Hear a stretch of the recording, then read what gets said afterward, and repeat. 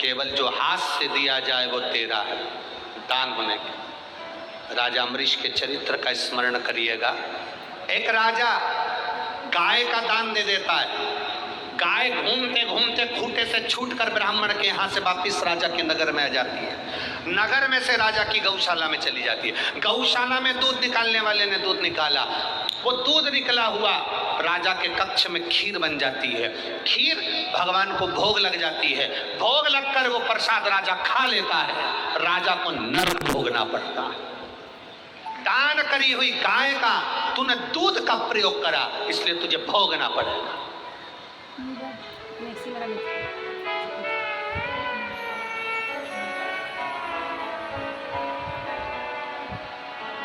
भंडारा भंडारा भंडारा हमारी तरफ से 2 पीपा तेल दान में दिए। काय में दिया? जम के बोलो जरा। दान में दिया है। तूने 2 पीपा तेल दान में दिया है।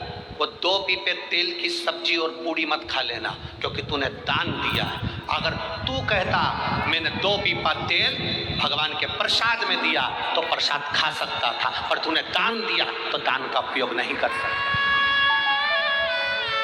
तो वो दान का उपयोग नहीं कर सकता। भंडारा भंडारा भंडारा मेरी तरफ से 1 बोरा 1 कुंटल गेहूं, आटा, चावल, दाल दान में दिया। अब दान में दिया तो तू खाना मत ही, तूने दान दे दिया। हमारी शास्त्र रीति कहती है बेटी का कन्यादान करने के बाद तो बुजुर्ग माँ बाप बेटी के घर का नहीं खाते, क्योंकि हमने दान दिया है। दान दिया है इसलिए नहीं खाते। अब तुम किस अंदाजे में गुरुजी मैं पशुपति व्रत कर रहा हूँ, मैंने ये वाला अनुष्ठान करा, मैंने ये पूजन करी, मैंने ये आराधना करी, आपने जो उपाय बताया मैंने सब करा, पर बाबा हमारी क्यों नहीं सुनता? उसको कहाँ कर रहे हो? किस जगह पर कर रहे हो? कौन से धन का प्रयोग कर रहे हो? कहीं तुम मायके के जल का, मायके के परिंदे का, मायके के हंडे का पानी तो नहीं ले रहे हो? उसमें उनके पितरों का वासा, तेरे पितरों का नहीं। आप आए नहीं, सुबह हो गई, मेरी पूजा की थाली धरी की धरी नहीं। क्यों नहीं आए? कारण क्या था? किस कारण नहीं पहुंचे? क्या हुआ ऐसा जो आप आते नहीं? कारण क्या? मेरी पूजा में कोई ना कोई कमी रह गई। क्या कमी रही है वो हमको। एक नाटक चलता था पहले, एक नाटक पहले चलता था कमजोर कड़ी। किसी के स्मरण में है? कमजोर कड़ी कौन सी है? तो उसमें देखते थे कि इतने सारे लोग जब गेम खेलते थे तो उसमें कमजोर कौन है। हमारी भक्ति में, हमारे भजन में, हमारे स्मरण में कमजोर कड़ी कौन सी है वो हमको दे। हमारे भजन में कौन सी कमी रह गई जो परमात्मा हमें मिल जाए।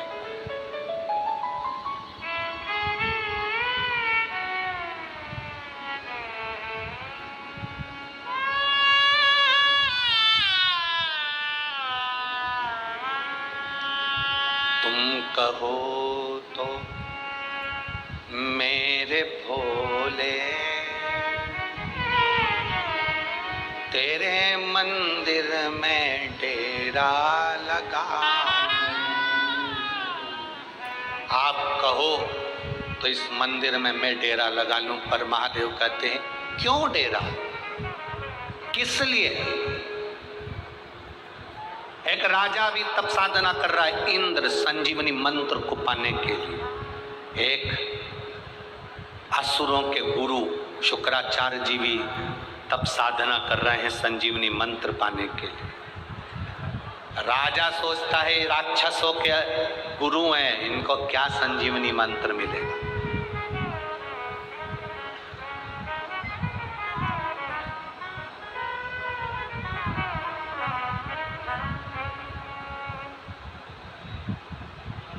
बहुत सारे ऐसे भी होंगे बहुत दूर बैठे हैं तपती हुई धूप में, अपने अपने सिर पे कपड़ा रख रख के बैठे हैं। तपती हुई धूप अपने अपने सिर पर कपड़ा रख कर बैठे। और बहुत सारे ऐसे होंगे। नागपुर में कथा हुई, अपने पास में हुई, तो भी बहुत ट्रैफिक जाम हो जाता है, बहुत ट्रैफिक जाम हो जाता है, बहुत भीड़ हो जाती है। निकलने में 5 बजे कथा छूटती है तो हम रात्रि को 7-8 बजे घर पहुंचते हैं। इतना समय लग जाता है, पर अंदाजा लगाना ये समय तूने किसी दूसरे को नहीं दिया, ये समय सारा की सारा महादेव को दिया। महादेव,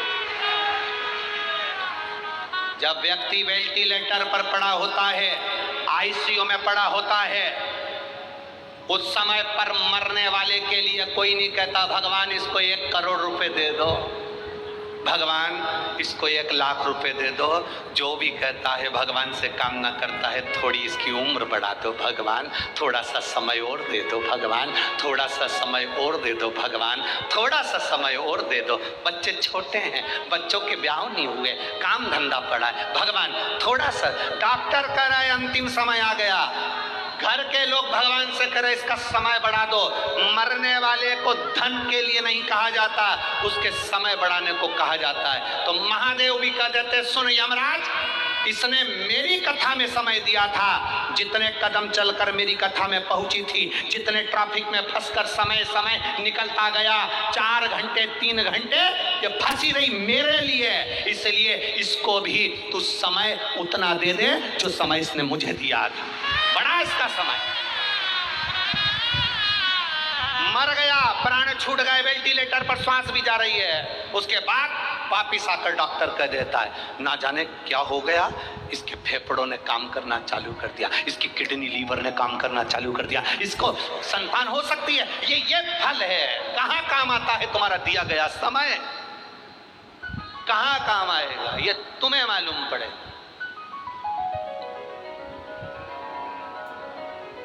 इस व्यासपीठ ने देखा है, नागपुर वालों ने देखा कि नहीं देखा हमको नहीं मालूम, पर इस व्यासपीठ ने देखा है। इस कथा में जिन डॉक्टरों की ड्यूटी लगती है, जिन पुलिस वालों की ड्यूटी लगती है, जिन की ड्यूटी इस कथा के पंडाल में लगती है, चाहे वो स्वीपर हो, नगर निगम वाले हों, नगर पालिका वाले हों, पुलिस प्रशासन वाले हों, डॉक्टर हों, जो भी इस कथा में ड्यूटी देता है, वो अपनी जिंदगी में समझ लेना कि तुमने आज तक जो ड्यूटी दी वो किसी नेता के नहीं दी है, मेरे बाबा के यहाँ जो ड्यूटी दी उसका फल क्या मिलेगा ये आप जानते।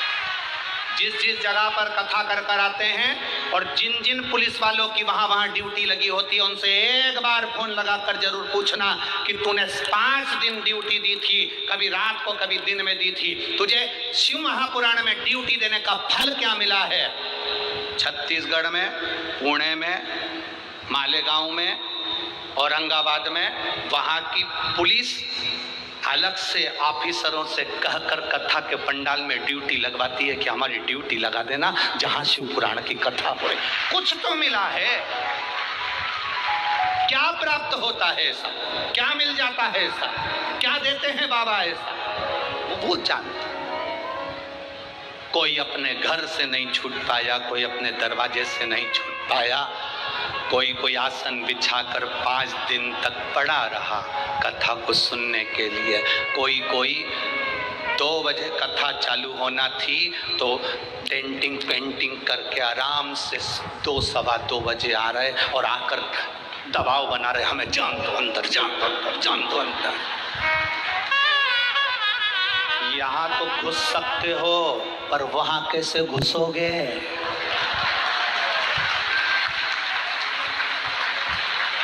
यहाँ तो घुस सकते हो, वहां कैसे घुसोगे?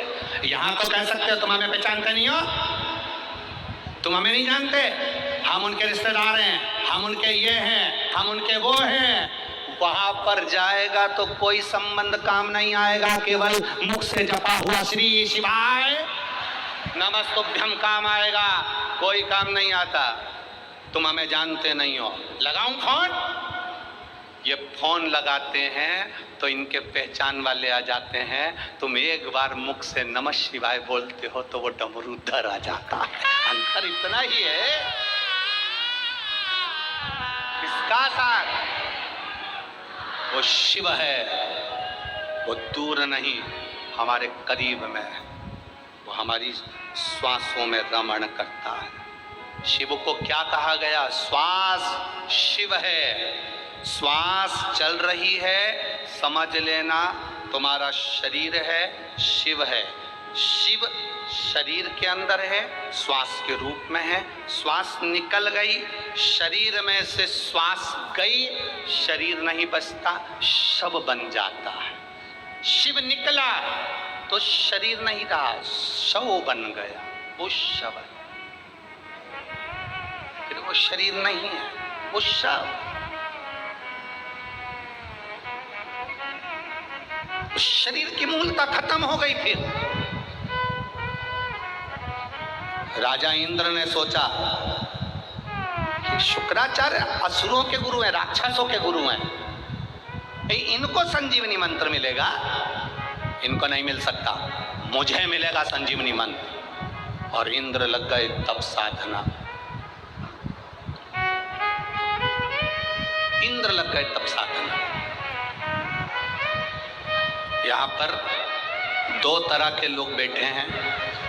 एक भगवान को रोज भोग लगाते हैं तो कुछ ना कुछ पकवान, लड्डू, पेड़ा, फल, फ्रूट, मिठाई जो उनके घर में होती है वो लगाते हैं। यहाँ ऐसे भी लोग बैठे हैं,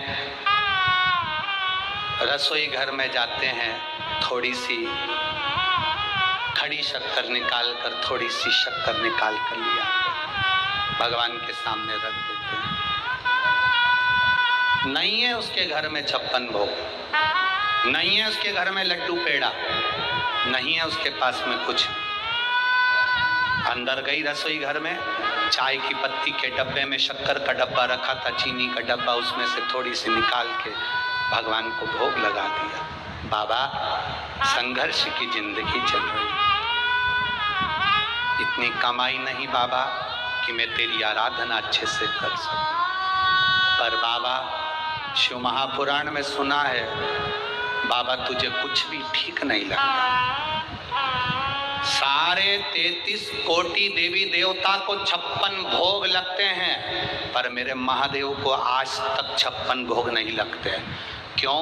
महादेव खुद कहते हैं मैं मंदिर के अंदर बैठकर 56 भोग खाऊं और संसार में रहने वाला व्यक्ति भूखा सोए, ये मुझे अच्छा नहीं लगता। 33 कोटि देवता में केवल एक देवाधिदेव महादेव जिनको 56 भोग नहीं लगते। गणेश जी को 56 भोग लगेंगे, देवी जी को 56 भोग लगेंगे, महालक्ष्मी को 56 भोग लगेंगे, नारायण को 56 भोग लगेंगे, कृष्ण को, राम को, सबको 56 भोग लगेंगे, पर मेरे महादेव को 56 भोग नहीं लगते, मेरे बाबा को 56 भोग नहीं लगते। बाबा कहते हैं मैं पृथ्वी का देवता हूं, घर का बुजुर्ग, घर का बड़ा। तुम्हारे घर में अगर कोई बुजुर्ग हो तो देखना, घर के सब लोग ताजी रोटी खा लेते हैं और घर की बूढ़ी माँ कहती है बेटा ठंडी रखी हो तो ला कर दे दे, मैं दाल से खा लूंगी, मुझे ठंडी ला कर दे। ठंडी रखी हो तो मुझे ला कर दे दे, मैं दाल से खा लूंगी। बेटा देखो फ्रिज में कुछ ठंडा चावल रखा हो तो मुझे, तो बहू कहती मम्मी गरम खा लो ना, ना ना मुझे ठंडी ला दे, मुझे ठंडी अच्छी लगती है। नहीं बासी अच्छी लगती है, हाँ ठंडी अच्छी लगती है। हाँ, किसी माँ को ठंडी रोटी अच्छी नहीं लगती, किसी माँ को बासी रोटी अच्छी नहीं लगती, पर वो इसलिए खाती है कि मेरे घर के लोगों को खाना ना पड़ जाए, कहीं ये रोटी को उठाकर गाय को ना डालिया, इसलिए मैं खा लेती हूँ। मेरे महादेव घर के वो बुजुर्ग हैं, इस पृथ्वी पर रहते हैं ना, तो यहाँ का देवाधिदेव महादेव है, वो 56 भोग खाएगा। और पृथ्वी पर रहने वाला कोई एक गरीबड़ा अगर रूखी रोटी खाएगा तो महादेव को अच्छा नहीं लगेगा, इसलिए वो 56 भोग नहीं खाता। 56 भोग नहीं खाता मेरा महादेव। खिलाने की सामर्थ्यता रखता है 56 भोग, खिलाने का बल रखता है 56 भोग। मेरा महादेव कुछ नहीं, एक बेलपत्र, एक धतूरा, बहुत।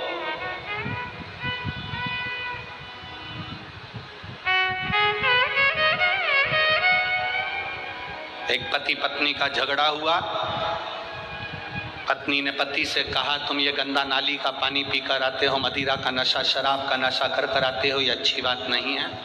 पति ने कहा, तू भी तो रोज शंकर जी के मंदिर में जाती है जल चढ़ाने के लिए, तेरा महादेव भी तो भांग का नशा करता है, तेरा महादेव भी तो भांग का नशा करता है। अगर देवता नशा करते हैं तो मुझे करने में क्या दिक्कत है? उंगली उठाने वाले उंगली उठाते हैं। हमने उनसे निवेदन केवल इतना सा है, जो कहते हैं कि शंकर जी भांग पीते हैं इसलिए हम भी नशा करते हैं, तो शंकर जी ने तो विष भी पिया था, एक बार खरीद के पीछा।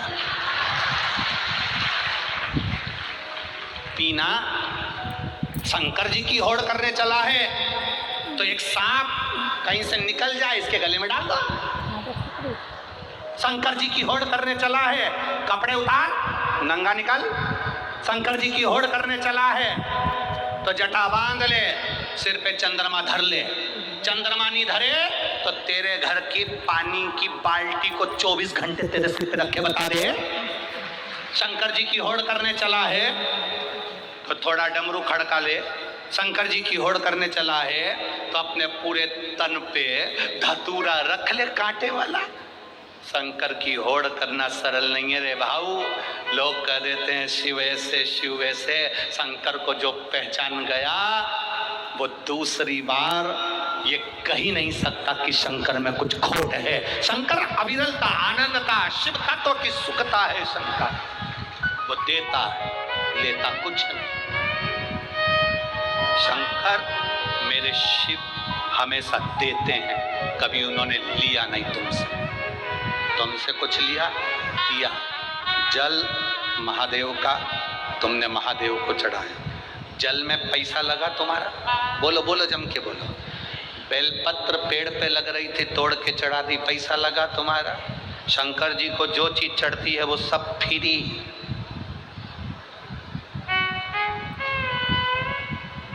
देवताओं के लिए सोने चांदी के जेवर बनवाना पड़ते हैं, महादेव को जेवर की जरूरत नहीं। जिस पुष्प को सारे देवताओं पर चढ़ते हैं, महादेव कहते हैं जो फूल किसी काम का नहीं हो वो मेरे पास ले आओ। जिसमें जहर होता है, आँख का पुष्प, आंकड़े का पुष्प, कनेर का पुष्प, जिसको पक्षी नहीं खाए, रोड में डिवाइडर पे लगे रहते हैं। रोड के बीच में इसलिए लगाते हैं क्योंकि ना तो इसको कोई पशु खाता, ना कोई पक्षी खाता, ना इसको कुत्ता खाता, ना कोई जानवर खाता। महादेव कहते हैं जो किसी काम के नहीं वो मेरे पास ले आओ। धतूरा किसी देवता पर नहीं चढ़ता, मेरे पास ले आओ। बेलपत्र मेरे पास ले आओ। जल मेरे पास ले आओ। जो कहीं नहीं चलता वो महादेव के पास में लाया जाता है। इसलिए लोगों की आज भी आदत पड़ी हुई है, कई लोगों की, जो रुपया कहीं नहीं चले, जो रुपया बाजार में नहीं चले, वो आरती की थाली में चढ़े।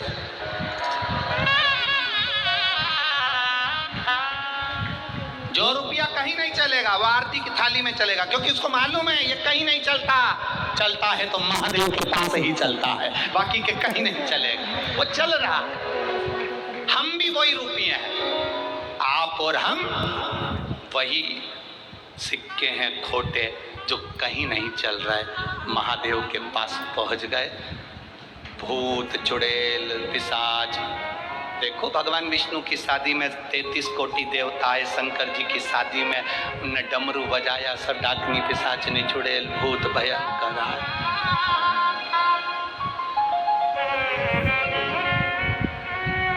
नागपुर में वृद्धाश्रम हो, जन के तो बोलो, अनाथालय है,